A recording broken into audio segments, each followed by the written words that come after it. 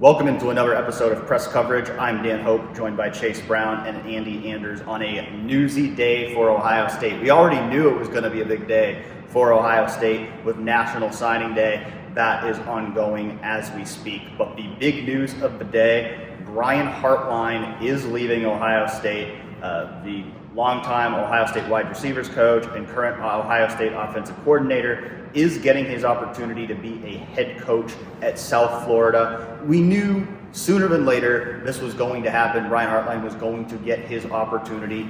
Ryan Day, we certainly expect him to be the head coach at Ohio State for a long time. So at some point, Brian Hartline was going to have to leave if he was going to be a head coach, but certainly a massive loss for the Buckeyes, a guy who has been the best wide receiver coach, no qualifications needed there, has done a phenomenal job as Ohio State's wide receivers coach, has also done a great job this year as Ohio State's offensive coordinator, leading the Buckeyes to a 12-0 regular season, but now Ohio State back in the market for the second year in a row, going to be bringing in a new offensive coordinator.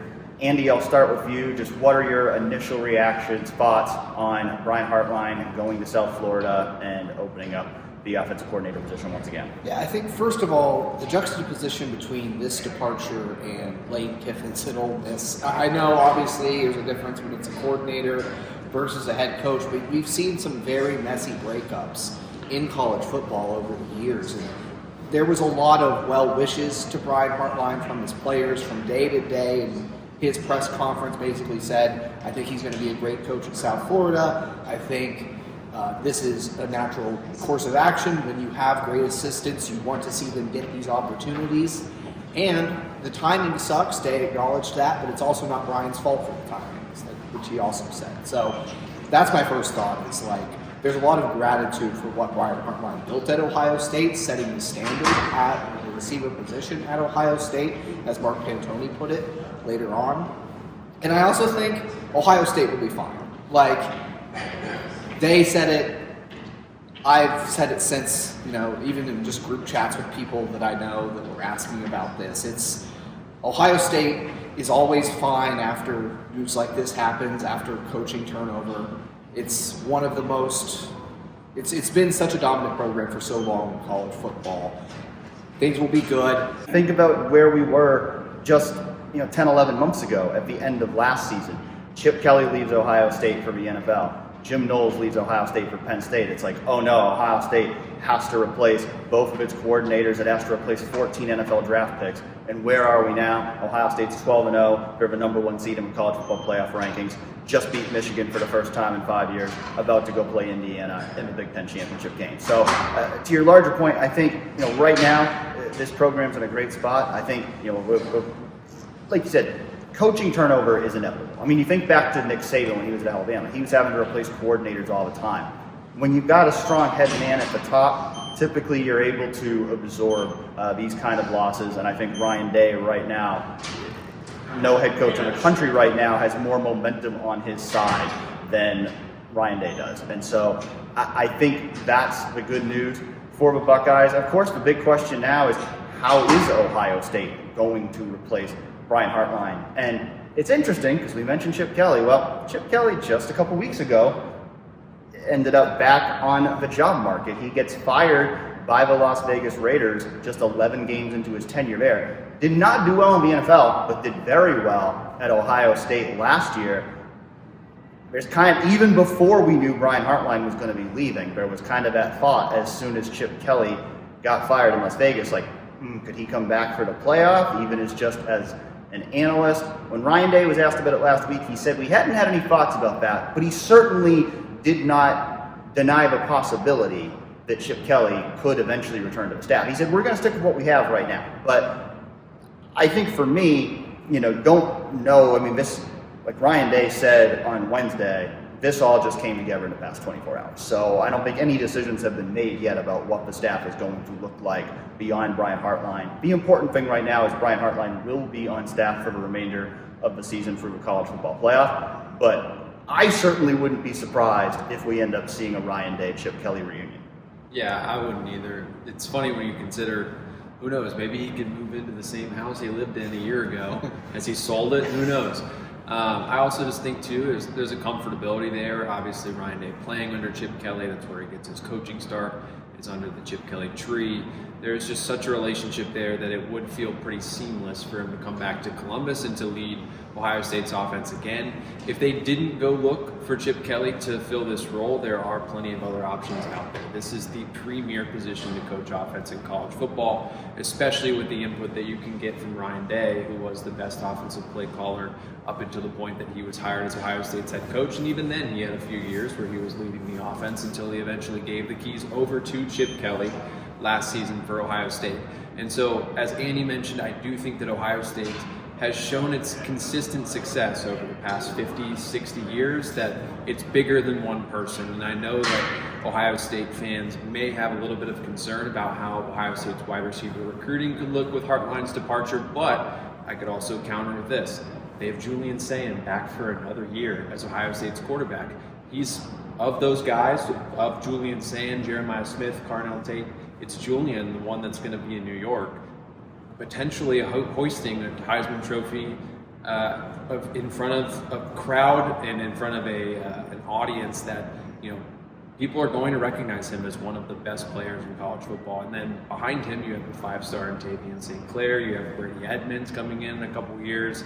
He was a five-star at one point. Like, they have the guys who could be able to connect with receivers regardless of their status in recruiting. So I think that that's a big factor there as well. I think that's an important point you make on recruiting. I was just talking to someone else on the beat before we came out here and recorded this video, but the whole Chris Henry stuff hanging in the balance. Like, certainly Ohio State's still pushing, hopefully get Chris Henry into the class. He's a guy, five-star talent. You'd think he could push for, a starting job right away next year. But let's say, regardless of that, let's say Ohio State decides, well, Brian Hartline, he was, publicly averse to wanting to bring wide receivers in through the transfer portal. Obviously, things are probably going to change for him now that he's the head coach at South Florida. But let's say Ohio State decides, this is the year we need to go get a receiver out of the transfer portal.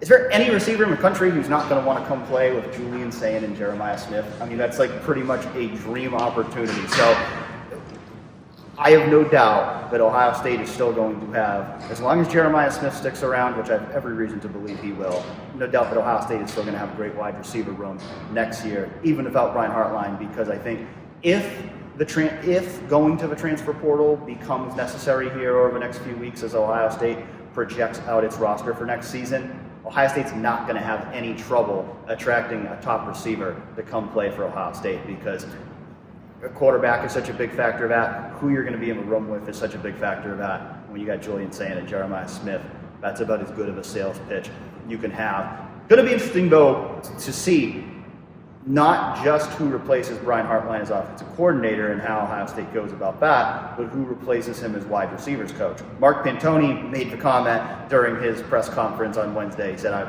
Ryan Day probably has 50 missed calls right now from every wide receivers coach in the country wanting to come here. I mean, again, opportunity coach Jeremiah Smith. Who wouldn't want that job? So Ohio State is going to have plenty of options for replacing Brian Hartline. One that comes to mind for me is I wouldn't be surprised if we potentially see Keenan Bailey slide over into that wide receivers coach role. That was how he got his start. He spent a lot of time with those wide receivers. Could we see that? I don't even rule out Keenan Bailey as a possible offense coordinator, because Keenan Bailey is a guy who's been with Ryan Day his entire time here, who Ryan Day thinks very highly of, was promoted to co-offensive coordinator. If Ohio State doesn't promote him, Brian Hartline might take him with him to South Florida, because they're very close too. So I think Keenan Bailey is someone who I think has a chance to be in an elevated role on this Ohio State staff next year, whether that be as offensive coordinator, wide receivers coach, or both. If Ohio State ultimately decides it needs to go bring someone in for either of those positions, Ryan Day is certainly going to have a lot of interested candidates, but I'm interested to see which way that goes, because I think we kind of saw it last year with Brian Hartline and then elevating Billy Fessler. They've got a good thing going on offense here. And we know at the end of the day, no matter what, it's still going to be the Ryan Day offense. So does Ryan Day want to bring in someone from outside to bring in different ideas, or does he want someone to maintain continuity? I think if he does bring in someone from outside, it's going to be very much like we've heard him talk about with Matt Patricia this year, where anyone who comes in has to mesh well with the other coaches who are already on staff, because certainly they're going to want to keep Keenan Bailey around. They're going to want to keep Carlos Lofton around. They're going to want to keep Billy Fessler around. Tyler Bowen, with the offensive line performance that they just had against Michigan, they're going to want to keep him around. So I think the goal will be whoever comes in and fills that vacancy on the staff for Brian Hartline, someone who will mesh well into what Ohio State's already doing, bring their own ideas, of course, but Ohio State's certainly not going to be looking to reinvent the wheel with whoever it hires here. Yeah, I think, like you said, there's some great options on staff. Keenan definitely is someone you point to, but if you want to keep him on tight ends or maybe increase, like he's already kind of earned that co-offensive coordinator title, and you keep him involved in the offense and the play calling, you can also look across the country and take your pick from the litter, really. There's a lot of great receiver coaches that would love to be here coaching Jeremiah Smith, like we've said. And I just think you're at Ohio State, you have your choice when it comes to getting a guy in this passing attack, in this offense, who can go out and be that home run recruiter like Brian Hartline was. I don't think anyone's going to be Brian Hartline. It's hard to be, the best in the business like he was for so long. But at the same time, when you have all the other things that are attractive about Ohio State, you can go find a guy to hit home runs on the recruiting trail at wide receiver, and that guy might be Keenan Bailey. Done a great job recruiting tight ends, done a great job developing tight ends, I think. Like, that room has taken strides since he got possession of it. And so you'd be interested to see what it looks like at wide receiver with Keenan. But if Ryan Day thinks that's the best move, I trust his judgment. He has been fantastic at hiring coaches the last few years. You look at Patricia, you look at last year's coordinators, like everything he has done in recent years in terms of staff hires has been fantastic. Tyler Bowen worked out, has helped assemble a really good recruiting class here on the offensive line.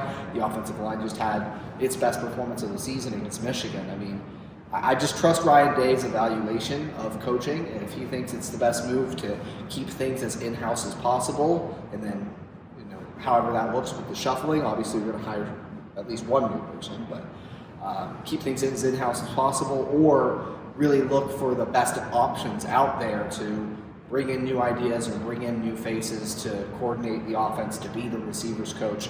I just trust wherever Day is going.